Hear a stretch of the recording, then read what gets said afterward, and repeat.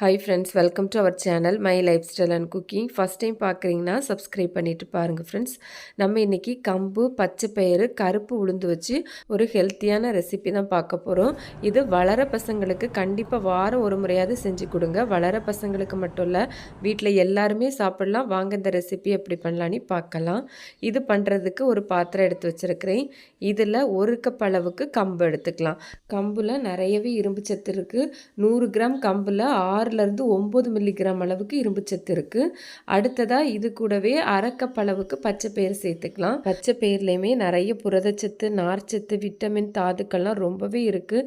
இது கூடவே 1/4 கப் அளவுக்கு முழு உளுந்து, கருப்பு உளுந்து எடுத்துருக்கிறேன். கருப்பு உளுந்தில் நிறைய கால்சியம், மெக்னீசியம் சத்துலாம் இருக்குது. இது எலும்போட ஆரோக்கியத்துக்கு ரொம்பவே பயனுள்ளதாக இருக்கும். இதில் சேர்த்துருக்கிற எல்லாமே ரொம்ப ஹெல்த்தியானது தான். இது கூடவே ஒரு 1/2 டீஸ்பூன் போல் வெந்தயம் சேர்த்துக்கலாம். இதில் 4லேருந்து 5 நேரம் தண்ணி சேர்த்து நல்லா கழுவி எடுக்கணும். நம்ம கழுவிட்டு லாஸ்ட்டாக சேர்க்குற தண்ணி இது போல் நல்லா கிளியராக இருக்கணும்.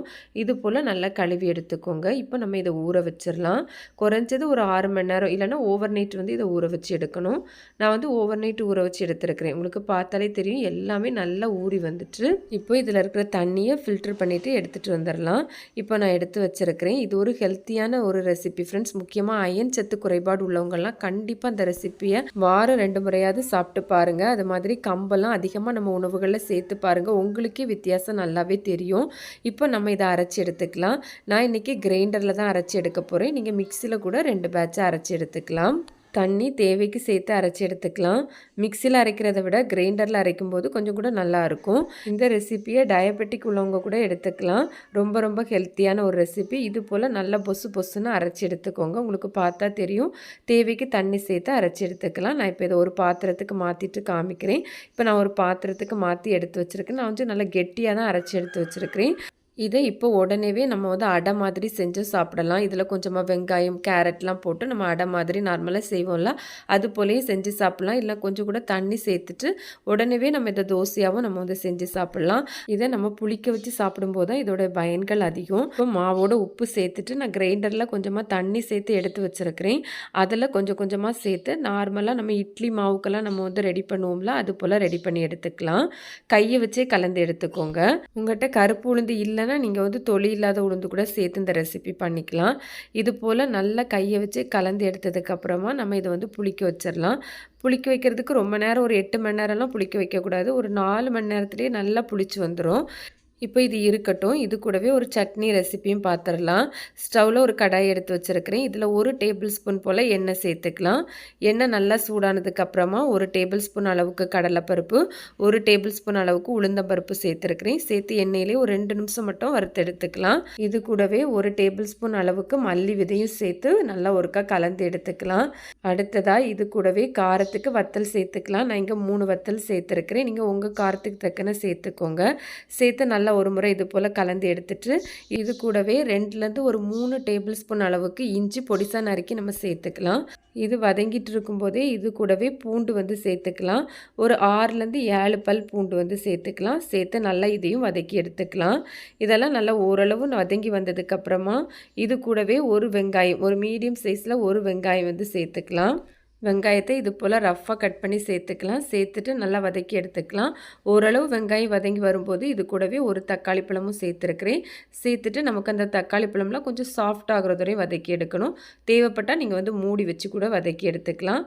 இது போல் நல்லா வதங்கி வந்ததும் இது கூடவே 2 துண்டு புளி சேர்த்துருக்கிறேன். சேர்த்து ஜஸ்ட் ஒருக்கா இது போல் கலந்து எடுத்துக்கலாம். கூடவே 1/4 கப் அளவுக்கு தேங்காயும் சேர்த்துக்கலாம். சேர்த்து நல்லா ஒரு முறை இது போல் கலந்து எடுத்துட்டு லாஸ்ட்டாக கொஞ்சமாக வெல்லம் சேர்த்துக்கலாம். நமக்கு இனிப்பு, புளிப்பு எல்லாம் சேர்ந்து ரொம்ப சூப்பரான டேஸ்ட்டாக இருக்கும் இந்த சட்னி. கடைசியாக கொஞ்சமாக கருவேப்பிலையும் சேர்த்து கலந்துட்டு நம்ம இதை ஆற வச்சிடலாம். நல்லா ஆறி வந்ததுக்கப்புறமா நம்ம இதை மிக்ஸி ஜாருக்கு மாற்றி எடுத்துக்கலாம். இது கூடவே தேவையான அளவு உப்பு சேர்த்துட்டு தேவைக்கு தண்ணி சேர்த்து நம்ம இதை அரைச்சி எடுத்துக்கலாம்.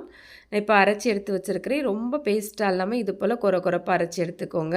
நான் இன்றைக்கி தாளிப்பு எதுவும் சேர்க்கல. உங்களுக்கு தேவைப்பட்ட தாளிப்பு கூட சேர்த்துக்கலாம். அவ்வளோதான், சூப்பரான ஒரு டேஸ்டான ஹெல்த்தியான சட்னி ரெடி. எல்லா விதமான சைடிஷ்க்குமே ரொம்ப சூப்பராக இருக்கும். இப்போ மாவு புளிக்க வச்சு ஒரு 4 மணி நேரம் ஆகுது. நான் இப்போ ஓப்பன் பண்ணி இருக்கிறேன். மாவு பார்த்திங்கன்னா நல்லாவே புளிச்சு வந்துட்டு இப்போ இதை லைட்டாக ஜென்டிலாக ஒரு முறை கலந்து எடுத்துக்கலாம். நம்ம உப்பு எல்லாமே சேர்த்துட்டோம். இது போல் நல்லா கலந்து எடுத்துகிட்டு இதை இட்லியாவோ தோசையாவோ நம்ம வந்து ஊற்றிக்கலாம். ஃபஸ்ட்டு இட்லி ரெடி பண்ணிக்கலாம். நான் இட்லி பிளேட்டில் எண்ணெய் வந்து அப்ளை பண்ணியிருக்கிறேன். இப்போ இதெல்லாம் மாவு வந்து சேர்த்துக்கலாம். இதில் மீதி இருக்கிற மாவை நம்ம ஃப்ரிட்ஜில் ஸ்டோர் பண்ணி நம்ம யூஸ் பண்ணிக்கலாம். ஒரு 3 நாள் வரை கூட வச்சுக்கலாம்.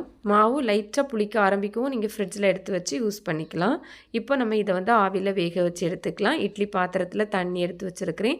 தண்ணி நல்லா சூடானதுக்கு அப்புறமா இதை வச்சுட்டு ஹை ஃப்ளேமில் ஒரு 10 நிமிஷம் மட்டும் வச்சு எடுத்தாலே போதும். 10 நிமிஷத்தில் ஆஃப் பண்ணிவிட்டேன். ஆஃப் பண்ணி 5 நிமிஷத்துக்கு அப்புறமா தான் ஓப்பன் பண்ணியிருக்கிறேன். நமக்கு ரொம்ப சூப்பராக இட்லி ரெடி ஆகிடுச்சு. இப்போ இதை வெளியே எடுத்து வச்சிடலாம். அடுத்ததாக இதில் தோசை எப்படி பண்ணலான்னு பார்க்கலாம். கொஞ்சமாக நம்ம மாவு எடுத்துகிட்டு தேவைக்கு மாவு எடுத்துகிட்டு கொஞ்சமாக தண்ணி சேர்த்து கலந்து எடுத்துக்கலாம். இந்த மாதிரி ஒரு தோசை மாவு பதத்துக்கு ரெடி பண்ணி எடுத்துக்கலாம். தோசை தவாவில் ஏற்கனவே எண்ணெய் வந்து அப்ளை பண்ணி வச்சுருந்தேன். இப்போ இதில் மாவு சேர்த்து நார்மலாக நம்ம தோசை பண்ணுற மாதிரி ரெடி பண்ணி எடுத்துக்கலாம். நல்லா ஒரு பக்கம் வெந்ததும் மறுபக்கம் திருப்பி போட்டுடலாம். நல்லா மொறுன்னு ரொம்ப சூப்பராக வரும்.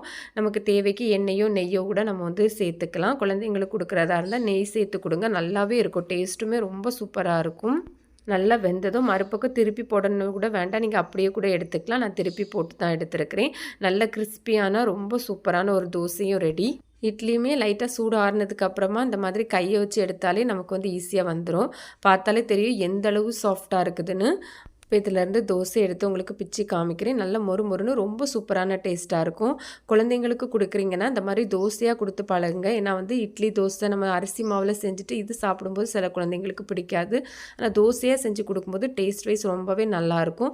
கண்டிப்பாக ட்ரை பண்ணி பாருங்கள். நல்லா கிறிஸ்பியாக ரொம்ப சூப்பராக இருக்கும். இப்போ நான் இட்லி எடுத்து வந்து பிச்சு காமிக்கிறேன். நல்ல சாஃப்டாக ஸ்பாஞ்சியாக கேக் போல் இருக்கும். கண்டிப்பாக இதே அளவுகளில் நீங்களும் ட்ரை பண்ணி பாருங்கள். எப்போவும் அரிசி உளுந்துலேயே இட்லி தோசை பண்ணாமல் வாரத்துக்கு ஒரு முறையாவது இது போல் ட்ரை பண்ணி பாருங்கள். இது போல் நிறைய ஹெல்த்தியான வெரைட்டியான பிரேக்ஃபாஸ்ட் டின்னர் ரெசிபி நம்ம சேனலில் இருக்குது. அதோட லிங்க் என் ஸ்க்ரீன் ஐகார்ட்லலாம் கொடுத்துருக்கிறேன். சேனலை விசிட் பண்ணி பாருங்கள். கண்டிப்பாக உங்களுக்கு யூஸ்ஃபுல்லாக இருக்கும். கண்டிப்பாக இந்த ரெசிபியை நீங்களும் ட்ரை பண்ணி பாருங்கள். ட்ரை பண்ணி பார்த்துட்டு உங்களுக்கு எப்படி வந்ததுன்னு மறக்காமல் கமெண்ட்ஸ் பண்ணுங்கள். ரெசிபி வீடியோ கண்டிப்பாக உங்களுக்கு பிடிக்கும். பிடிச்சிருந்தால் லைக் பண்ணி ஷேர் பண்ணி சப்ஸ்கிரைப் பண்ணுங்கள் ஃப்ரெண்ட்ஸ். தேங்க்ஸ் ஃபார் வாட்சிங். பை.